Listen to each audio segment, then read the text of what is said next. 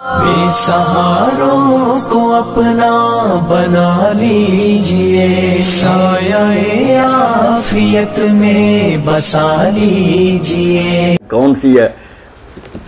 ایک سوال ہمیں موصول ہوا ہے کہ یہ ضروری ہے کہ شب قدر جو ہے وہ رمضان میں ہی آئے گی، کسی اور مہینے میں بھی آ سکتی ہے؟ وضاحت فرما دیجیے۔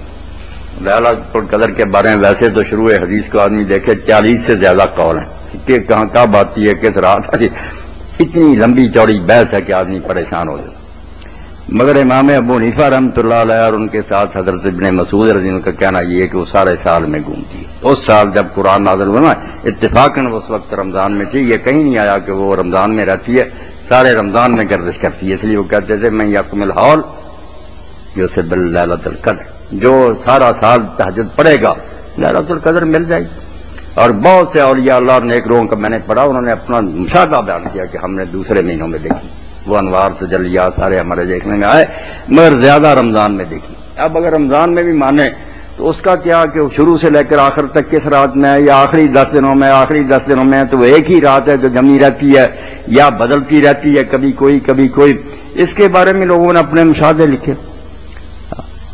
ابن حبیرہ لکھتے ہیں اپنی الفصاح میں کہ میں نے تو بھائی دیکھی تو اس وقت نا 21ویں رات، اور حضور کے زمانہ میں 21ویں رات کو لوگوں نے دیکھا۔ آپ نے کہا تھا مجھے یہ دکھایا گیا کہ اس میں بارش ہوگی اور میں کیچڑ میں سجدہ کروں گا، کیونکہ چھت پتوں کی نا ٹپک پڑتی، واقعی اس میں فجر کے وقت آپ نے کی، اور ایک سال 23 کے وقت بھی یہی ہوا۔ اور کئی لوگوں کا وہ ابن حبیرہ لکھتے ہیں انہوں نے سکھا لوگوں نے ہم نے 27 میں دیکھی، بدلتی رہتی جگہ، کوئی اس کا متعین نہیں۔ کوشش کرنی چاہیے، آپ ڈھونڈیں گے نا، ملے نہ ملے آپ کو نیت کے مطابق اجر ملے گا۔ ہاں، نیت کو اللہ تعالیٰ دیکھے گا۔ آپ اس نیت سے کھڑے ہو جایا کریں کہ مولا تو نے پوشیدہ رکھا، ہم سوالی ہیں دروازے پر کھڑے، ہماری جولیاں بڑھ دے ذو الفضل العظیم ہے۔ آپ اس فکر میں نہ پڑھیں، باقی دعا ان دنوں میں پڑھیں جو رسول کریم علیہ السلام نے ام المومنین سیدہ عائشہ صدیقہ رضی اللہ تعالیٰ عنہ کو تعلیم کی کہ یہ راتیں جن میں شب قدر کا امکان ہے۔ پوچھا کیا پڑھوں؟ آگے بھی میں نے ایک درس میں کہا، آپ بھی سن لیں، اللہم انک عفو تحب العفو فاعف عنی۔ ساری باتیں چھوڑ کر مرد عورتیں نا جو نہیں بیتکاف میں، وہ بھی ان دنوں میں یہی پڑھیں، اللہ تو بہت معاف کرنے والا ہے، معاف کرنے سے خوش ہوتا ہے، میں گناہگار اور قصوروار ہوں، معاف فرما دے۔ رحمت یہ چاہتی ہے کہ اپنی زبان سے کہہ دے گناہگار کے تکفیر ہوگی۔ میرے بھائی ان دنوں میں نا بس جوڑیاں پھیلاؤ کہ مجرم ہیں، قصوروار ہیں، نہ معلوم آئندہ یہ رمضان آئے نہ آئے۔ حضرت جابر رضی اللہ عنہ کی یہ دعا بھی میں نے لکھوائی، لوگوں نے فوٹو اسٹیٹ کر کے تقسیم کر دی، یہ بھی پورے رمضان میں ہر سال پڑھنی چاہیے، اگر نہیں پڑھی آج سے شروع کر دیں۔ اللہم لا تجعلہ آخر العہد من صیامنا ایاہ، اے اللہ یہ روزے میرے آخری روزے نہ ہوں، پھر موقع دینا۔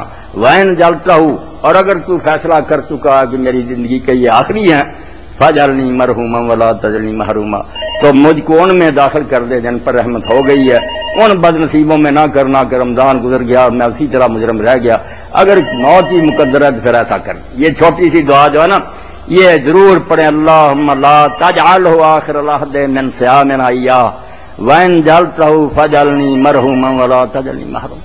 ہر بندہ سوچے آئے گا شاید رمضان یا نہیں آئے گا۔ السلام علیکم۔ میرے بھائی یہ بات میں کہہ رہا تھا، بالکل سوچ سے کہہ رہا ہوں، اپنے بارے میں سوچ رہا ہوں کہ جو سوچتا نا بڑے رمضان آئیں گے نادان ہے۔ کتنے ساتھی تھے رمضان آیا پہلی تاریخ، میری اپنی مسجد کے امام تھے گاؤں میں، بس نماز پڑھائی گئے، عشاء پڑھا کر جا کر لیٹا، بہت ہو گیا۔ اس لیے کون جانتا کہ پھر رمضان آئے گا یا نہیں۔ سب کو چاہیے کہ وہ کمر باندھ کرنا۔ جی